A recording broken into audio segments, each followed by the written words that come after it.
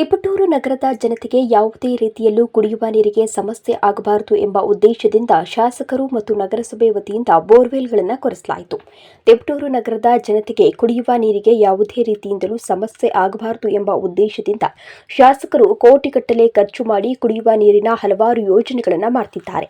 ಅದೇ ರೀತಿ ನಗರಸಭೆ ವತಿಯಿಂದನೂ ಕೂಡ ಕುಡಿಯುವ ನೀರಿಗೆ ಯಾವುದೇ ರೀತಿ ತೊಂದರೆಯಾಗದಂತೆ ಯಾವ ವಾರ್ಡ್ಗಳಲ್ಲಿ ಕುಡಿಯುವ ನೀರಿನ ಅವಶ್ಯಕತೆ ಇದೆ ಅಂತ ವಾರ್ಡ್ಗಳಲ್ಲಿ ಬೋರ್ವೆಲ್ಗಳನ್ನು ನಗರಸಭೆ ವತಿಯಿಂದ ಕೊರೆಸಿ ನೀರನ್ನ ಕೊಡಲಾಗುತ್ತಿದೆ.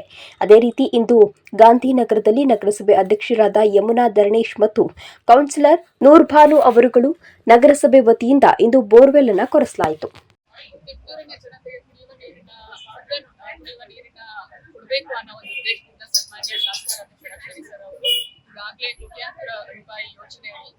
ನಮ್ಮ ಕಿತ್ತೂರು ನಗರಕ್ಕೆ ಕುಡಿಯುವ ನೀರನ್ನು ತರುವಂತಹ ಒಂದು ಕೆಲಸವನ್ನ ಮಾಡ್ತಾ ಇದ್ದಾರೆ.